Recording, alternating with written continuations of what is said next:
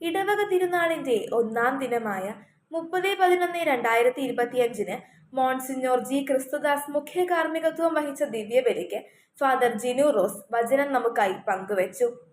വിശുദ്ധ ഫ്രാൻസിസ് സേവ്യറിനുണ്ടായിരുന്ന ജാഗ്രത എന്നതായിരുന്നു അന്നത്തെ വിഷയം. ക്രിസ്തുവിനെ കണ്ടുമുട്ടിയപ്പോഴാണ് വിശുദ്ധ ഫ്രാൻസിസ് സേവ്യർ ജാഗ്രതയുള്ള മനുഷ്യനായി മാറിയതെന്ന് അച്ഛൻ ആദ്യമേ പറഞ്ഞു വയ്ക്കുകയുണ്ടായി. തുടർന്ന് ക്രിസ്തുവിനുണ്ടായിരുന്ന അതേ ജാഗ്രത തന്നെയാണ് അദ്ദേഹത്തിനും ഉണ്ടായിരുന്നതെന്നും പറഞ്ഞു വെച്ചു. വിശുദ്ധ ബെർണാഡ് പറഞ്ഞ ആഗമനകാലത്തിന്റെ 3 കാര്യങ്ങൾ, അതായത് ഒന്നാമതായി 2000 വർഷങ്ങൾക്ക് മുൻപാണ് ഈശോ നമ്മുടെ ഇടയിലേക്ക് ജന്മം കൊള്ളുന്നത്.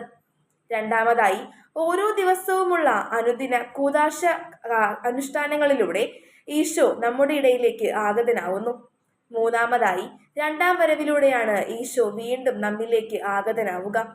ഇപ്രകാരം ജാഗ്രതയിൽ നിന്നും ആഗമനകാലത്തിന്റെ പ്രത്യേകതകളെക്കുറിച്ചും അച്ഛൻ പറഞ്ഞു വയ്ക്കുകയുണ്ടായി. തുടർന്ന് വിശുദ്ധ ഇഗ്നേഷ്യസ് ലയോള പറഞ്ഞ വചനം, അതായത് വിശുദ്ധ മർക്കോസ് എഴുതിയ സുവിശേഷം 8ാം അധ്യായം 34ാം വാക്യം, നീ ലോകം മുഴുവൻ നേടിയാലും സ്വന്തം ആത്മാവ് നഷ്ടമായാൽ നിനക്ക് എന്ത് പ്രയോജനം? ഈ ഒരു വചനത്തെ, അതായത് വചനമാകുന്ന ക്രിസ്തുവിനെ കണ്ടുമുട്ടിയപ്പോഴാണ് വിശുദ്ധ ഫ്രാൻസിസ് സേവ്യർ ജാഗ്രതയുള്ള മനുഷ്യനായി തീർന്നത്. തുടർന്ന് ആരാണൊരു വിശ്വാസി, അഥവാ ഒരു വിശ്വാസി എന്തിൽ അധിഷ്ഠിതനായി ജീവിക്കുന്നു എന്നതിനെ കുറിച്ചും അച്ഛൻ വ്യക്തമായി പറഞ്ഞു വെച്ചു. ത്രിയേക ദൈവത്തിൽ സ്വയം സമർപ്പിക്കുന്നവനാണ് ഒരു വിശ്വാസി. അതുപോലെ തന്നെ ജാഗ്രതയുള്ള മനുഷ്യനായി മാറണമെങ്കിൽ അവനിൽ വിശ്വാസം എന്ന വലിയ പുണ്യം അനിവാര്യമായി വേണ്ട ഒന്നാണ്. അഥവാ വിശ്വാസമില്ലെങ്കിൽ അവന് ജാഗ്രതയുള്ള മനുഷ്യനായി മാറുവാൻ സാധിക്കുകയില്ല. ഇപ്രകാരം ത്രിയേകദൈവത്തിൽ വിശ്വസിച്ചത് കൊണ്ടും അതുപോലെ തന്നെ വിശ്വാസം എന്ന മഹത്തായ പുണ്യത്തെ കൂടെ പിടിച്ചത് കൊണ്ടും തന്നെയാണ് വിശുദ്ധ ഫ്രാൻസിസ് സേവ്യറിന് ജാഗ്രതയുള്ള വലിയൊരു വിശുദ്ധനായി മാറുവാനായി സാധിച്ചതെന്നും അച്ഛൻ പറഞ്ഞു വെച്ചു.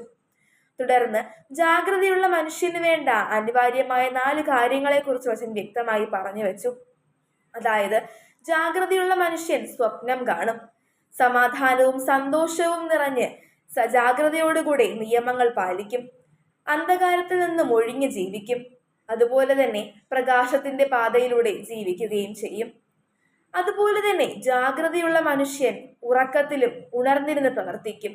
ഉറങ്ങുന്നവനല്ല, മറിച്ച് ഉണർന്നിരുന്ന് പ്രവർത്തിക്കുന്നവനാണ് ജാഗ്രതയുള്ള മനുഷ്യനെന്നും അച്ഛൻ പറഞ്ഞു വെച്ചു.